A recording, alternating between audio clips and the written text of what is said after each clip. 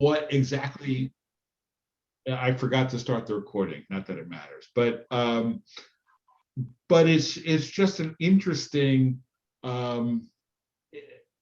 it jogged my memory that there is a creature which is called in modern Hebrew Parat Moshe Rabbeinu, the cow of Moses, our teacher. And I mean, Rabbi Goldman surely knows what this is, but anybody else want to guess what Parat Moshe Rabbeinu is? It's a ladybug. But apparently I did a little bit of research, and in some European languages, this is called the same thing only for Jesus. So, a lot of phrases in modern Hebrew come, and it may have come via the Yiddish, right? In which case they wouldn't call it, Jesus's behema, right? They call it Moshe Rabbeinu's behema. And so that's how it came to be known as Parat Moshe Rabbeinu. In fact, I remember it did come through the Yiddish. What are you going to do with that? I don't know, but it's a fun little bit of knowledge. Okay. Adama Tamima, Aduma, Aduma Tamima, perfectly red. Shetehe Tamima ba'admimut. It should be perfect in its redness. Shehim hayu bashte se'arot shechorot pesula. If it has two black hairs, it's disqualified. Okay, and so I understand. I haven't read about this for a while, but I know, some years ago, evangelicals and certain type of Orthodox Jews were working together to see if they could breed a red heifer that has no black hairs, no white hairs, it's purely red. And it's interesting. I mean, I don't want to get too sidetracked, but there are certain evangelicals who are very interested in having us rebuild the temple. Okay, because in their mythology, this will speed the return of Jesus, right? And both sides know that they're using each other, right? We have the same goal, but for different reasons, right? They want to rebuild the temple, that they want us to rebuild the temple. So we'll work together, even though we don't agree on what the end result would be if we actually succeeded in doing so. Okay, but as far as I know, they've gotten really close, but they haven't managed to breed a cow that is perfectly red with no non-red hairs. Just because if they did, it would have to be the next generation, because that cow would have had to already have had the male inseminator. So right. But but I think they're right. I mean, I think there's a machloket about whether you can have the para adama without the mikdash, right? Because there's some who hold that absolutely you have to have it without the mikdash because you can't build the mikdash otherwise, right? Frankly, very little interest to me, but of tremendous interest to certain other people.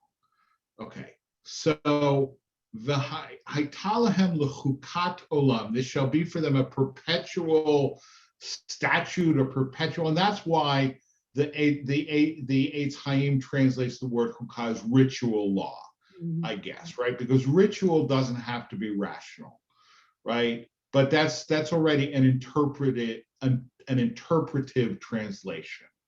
The one who sprinkles the sprinkling water shall wash his clothes, and one who touches the sprinkling water shall be unclean until evening. Okay. Now, essentially, I mean, if you look in the Torah, sometimes it says, you know, if you do this, you should wash your clothes and you will be unclean until the evening. And sometimes it says, if you do this, you will be unclean until the evening.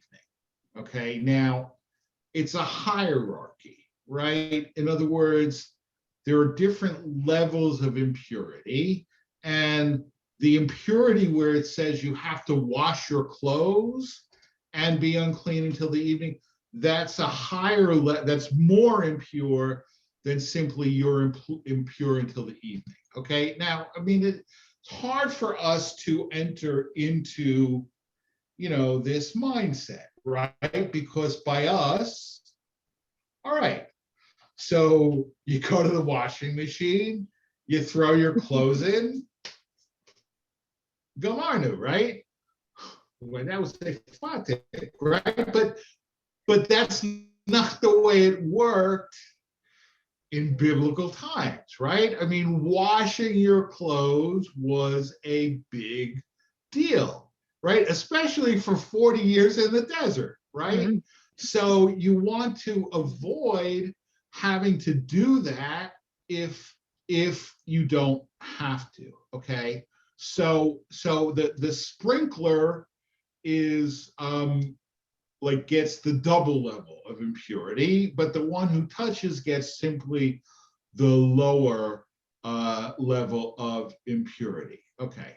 Whatever the unclean one touches shall become unclean, and anyone touching him shall be unclean until evening. Okay, so meaning that it's like it's passed on. In other words, it's like cooties, right? I mean, if you have cooties and you touch somebody, now they have cooties too, right? So it's not just the case that, if you've ever been in a hospital, you presumably have been in the same enclosure with a corpse, right?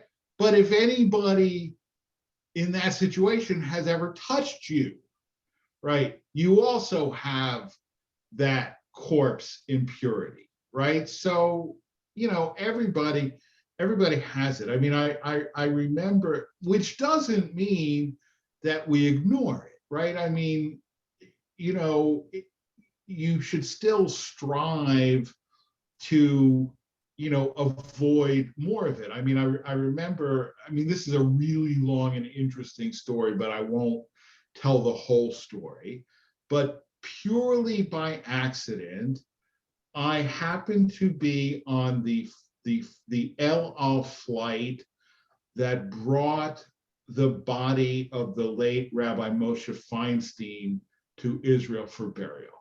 Okay, Rabbi Moshe Feinstein died in 86, and he was the universally acknowledged Gadol Hador, okay, the greatest rabbi of the generation. And since then, I mean, how do you become Gadol Hador, right? By sort of generally acknowledged. And since then, I mean, there are other people who, some people would consider Gadol Hador, but there hasn't really been anybody who was universally, to my mind, considered to be Gadol Hador. And I happened to be on the flight that was bringing his body to Israel for burial, and I was sitting next to one of his students who was accompanying the body, and I asked him, I said, "I'm a Kohen. Is that a problem?" And right, because right, and I mean, it depends how you hold, right? There are Kohanim who will not fly El Al, because just like I said, if you're in a hospital, you can presume there is a corpse in the hospital. If you are on an El Al flight, you can presume there is a corpse on the El Al flight. However, the the corpse is in a double box, and then it's in the baggage compartment. So, there is a case to be made that that is a sufficient level of separation that you don't incur impurity, a Kohen doesn't incur impurity by there being a corpse on the flight. I mean, it's also the case that while, probably more people are brought for burial on El Al than other airlines, there could be a corpse on any particular flight. But I think mostly it's held that it's not an issue, but it is something that people actually research and think and worry about. Okay. All right, I'm going to skip down to the bottom of page 2. Okay. All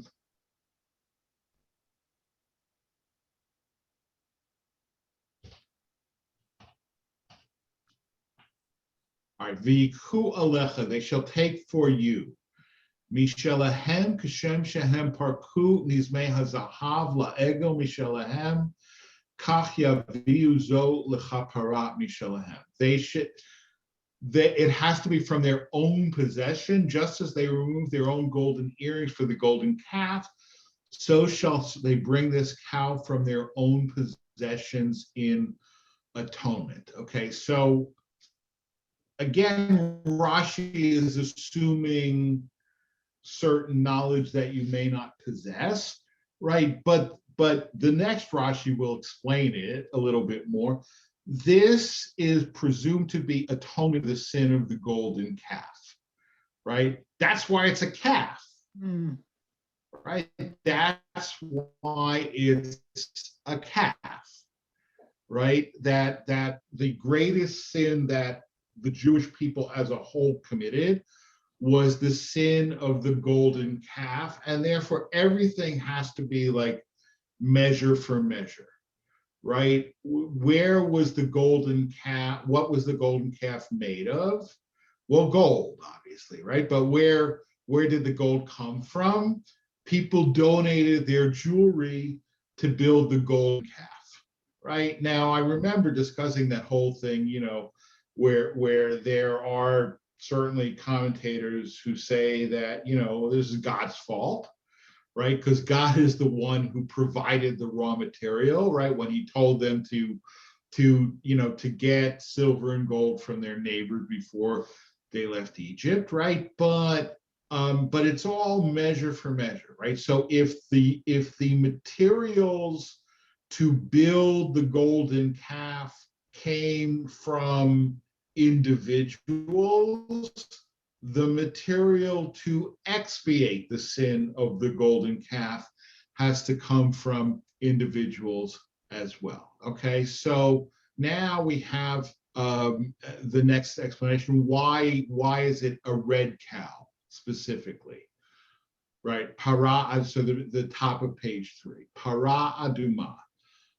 Mashal leven shivcha shetinef palatin shel melech. All right, this can be compared to the son of a maidservant, the son of a female slave, who soiled the king's palace. Amru tavo imo v'tik, tikne, that should be tinake. Hatsoa, what? Tekaneach, like to wipe your nose. Okay, wipe up. Kach tavo para v'techaper al ha'egel. So they, right. So the son of the maidservant soiled the palace. They said, let his mother come and clean up the mess that he made. Thus shall the cow come and make atonement for the calf, right? It's another measure for measure. And why red? Because of the verse from Isaiah, if your sins prove to be red as crimson dye, they will be made white, right? That sin is red, so we atone for sin with something red, right? Perfectly tamimah, right? It has to be perfectly red. An allusion to the Israelites, they were perfect, but they became blemished. Okay, so let this come and atone for them so that they regain their perfection. Right now, this one I have to say, don't think about this too much, right? Because I mean, it's absolutely the opposite, right? I mean, if Israel was perfect but became blemished, and if we want to do measure for measure, shouldn't we have a cow that was perfect but became blemished, right? But no, I mean, the cow somehow in its perfection is a stand-in for Israel in its perfection, which was lost, right? And by the way, I mean, pay attention to the substitutionary atonement that's going on here, right? I mean, it's very, very specific, right? I mean, the calf or the cow is a stand-in for Israel, right? And for God so loved the world that he sent his only begotten red cow, right? That, I mean, but that's exactly what's going on here, right? The sins of the people are loaded on the cow. The cow is killed. The sins are forgiven, right? I mean, this substitutionary atonement, that idea of substitutionary atonement didn't come from nowhere, right? It came from us, right? It absolutely came from us. Obviously, it got transformed, or dare I say, transubstantiated into something different, right? But it's not a totally foreign idea, right? And Rashi, who after all lives in France, right? Right, the first daughter of the church, he surely knows this, right?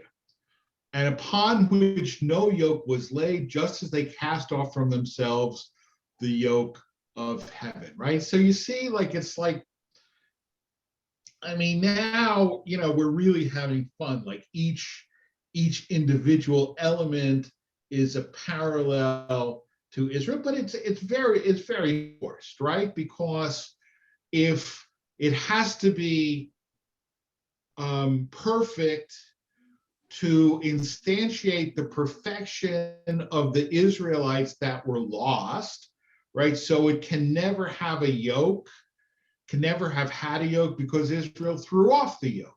Well, again, don't think about that too much, because if you think about it too much, it doesn't make sense, right? Because never having had a yoke is not the same thing as having thrown off the yoke, right? It's really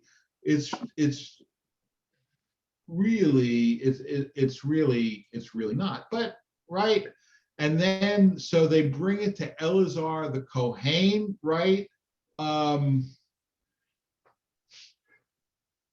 Why Eleazar and not Aaron? Because Aaron was the one who made the calf. Okay, and then the cow shall then be burned just as the calf was burned, right? So after the sin of the golden calf, right? Moses came down and he was furious, and he had them, they burned up the calf, and then they ground it up and threw it in the water, and everybody had to drink it, right? I mean, again, these Christian ideas didn't come out of nowhere, right? This idea of ingesting the expiatory sacrifice, right? All right, I'm gonna skip down. All right, to now, so after chapter 20, verse 1. So this is on around the middle of page 4. And now we finished up the paradima, the red heifer. Now we haven't finished it. I mean, I only brought a few selected Rashis, and then I skipped half of the ones that I brought. But I want to look now at the death of Miriam, because I think, it's important too. All right, the entire congregation of the children of Israel arrived at the desert of Sin in the first month. The people settled in Kadesh. Miriam died there and was buried there. Okay, the entire congregation, the complete congregation, for the ones destined to die in the desert had already died, and these were a sign for life. In other words, right? I mean, most of the generation of the desert died in the desert, right? But according to this midrash, by the time that Miriam died, everybody who was going to die had already died, and everybody who was left would be the ones who actually made it into Israel, right? The exception of Aaron, with the exception of Moses, but other than that, okay. Miriam died there. Why is the passage relating Miriam's death juxtaposed with the passage of the red cow? To teach you that just as sacrifices bring atonement, so the death of the righteous secure atonement. Okay, so now I know that some people think I'm seeing parallels to Christianity everywhere, even when they aren't there, right? I don't think so, right? I mean, Miriam died. Okay, now why? So, right? So, the whole, right? One of the sort of key foundations of the whole enterprise of rabbinic Torah interpretation is that the order of events in the Torah has meaning, right? Except when it doesn't, right? In which case we say ein mukdam u'me'uchar b'Torah, right? That the Torah is not in chronological order. But here the Torah is in chronological order, and there's a significance to it. So we have chapter 19, the laws of the red heifer, chapter 20, the death of Miriam. Not an accident. Why? The red heifer atones, Miriam's death atones, right? Because the death of the righteous atones for the people, right? Miriam died there. She too died through a kiss from God's mouth rather than by the angel of death. Why does it not say by God's mouth, al pi Hashem, as it does with Moses? Okay, because it is not respectful to speak of the Most High in this way. Concerning Aaron, it does say by God's mouth in the portion later on. Okay, so what's Rashi saying here, right? It's not, he's maybe too delicate, right? It says, right, Aaron died al pi Hashem, by God's mouth, meaning with the divine kiss. Moses died al pi Hashem, with a divine kiss, right? Because that's a better way to die than simply, the way most people die, which is suffering and lingering and so on and so forth, right? You want, right? I mean, Jacob was the first person in the Torah to be described as sick, right? towards the end of the Joseph story. A messenger goes to Joseph and says, Hine avicha chole, right? Behold, your father is sick, right? He was sick and then he died. But before Jacob, according to rabbinic sort of mythology, like this is the way it works. Fine, dead. Okay, which is the way to go, right? Rather than fine, schleppedik, suffering, finally, blessed death, right? That's not the way you want to go. You want to be fine and then dead, right? And that's mitab b'nishika. You die by a divine kiss, right? Moses died by a divine kiss. Aaron died by a divine kiss. Miriam died by a divine kiss, but the Torah doesn't say so because it's not nice to say that. Why is it not nice to say that? Because she's a woman? Because she's a woman. Exactly. Right? I mean, I think. What else could it be? Right? I think. Right? What else could it be? Right? It's immodest for God to kiss a woman. Right? So it happened, but we don't say it because it's lo naim. It's not nice. It's not lo matim. It's inappropriate. It's inappropriate to say that God kissed a woman. Right? So, but that's what happened. Okay. So the congregation had no water, so they assembled against Moses and Aaron. Okay, from here we learn that all 40 years they had the well in Miriam's merit. Okay, and right there's the Midrash. Many of you know this. Miriam, who was a prophetess, had a magical well. Right, Mary had a little lamb, and everywhere that Mary went, the lamb was sure to go. Right, Miriam had a little well. And everywhere that Miriam went, the well was sure to go, right? So they always had water because of Miriam's well.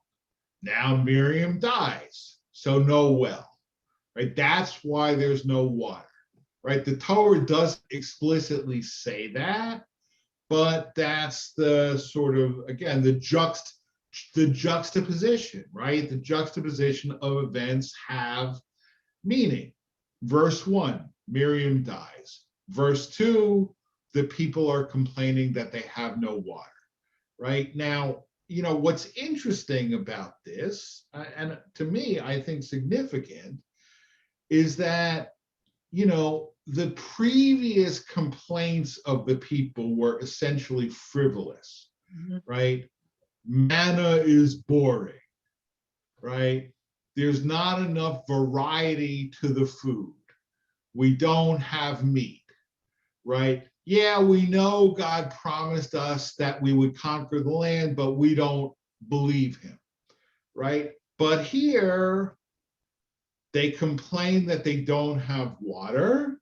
And the reason that they complain that they don't have water is because they don't have water, right? It's not a frivolous complaint, right? And if Moses has reached the point where he's unable to distinguish between a frivolous complaint and a legitimate one, it's time for him to give up the leadership, right? I really think so, right?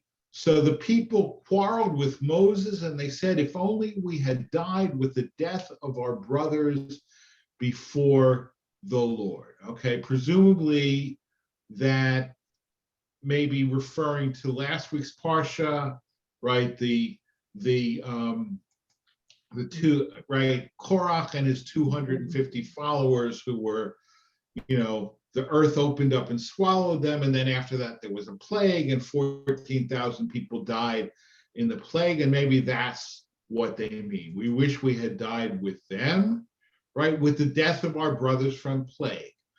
This teaches us that death from thirst is more dreadful than death by plague, right? In other words, like the worst way to die is dying of thirst. Okay, now I am not a physician. I don't study these kind of things, but it sounds to me that that makes sense, right? That probably the most horrifying way to die would be to die of thirst, right? I know that for me, on Yom Kippur, 25 hours without food, no problem, right? 25 hours without water, very uncomfortable, right? So I can only imagine what it's like to literally die of thirst. All right, I'm going to skip the next one because it's a grammatical explanation that doesn't matter if you're reading in translation. Okay, but the next one is kind of key. All right, Moses raised his hand and struck the rock with his staff twice. When an abundance of water gushed forth and the congregation and their livestock drank. Why twice? Because the first time he drew out only a few drops, since God had not commanded him to strike it, but you shall speak to the rock. However, they spoke to a different rock and nothing came out. They said, perhaps we ought to strike it first, as it says, and strike the rock, because in Exodus, that's what he did. They came upon that very rock and struck it. Okay.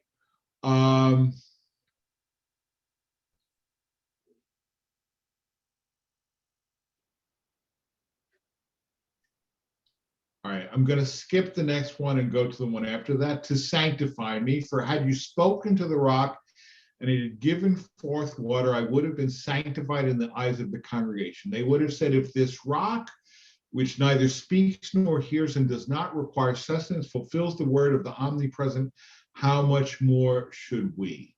Therefore you shall not bring. I have sworn you. He hurried to take an oath so that they should not engage in lengthy prayer concerning it, i.e., to repeal the decree. Right. In other words, it's very clear that somehow by hitting the rock, rather than simply speaking to it, Moses failed to sanctify God, and that's why he shall not enter the promised land. Right, and a preview. My drasha Shabbat morning is going to explore precisely this question. Right, I mean, what's the difference? Right, the people are thirsty. You got to get them water. Right, what's the difference if you get them water by hitting the rock or speaking the rock? Right, I mean, the goal is to get water, and Moses got water. Why is this such a big deal? Right, but obviously God thinks it is a big deal, right? And so worthy of not entering the promised land.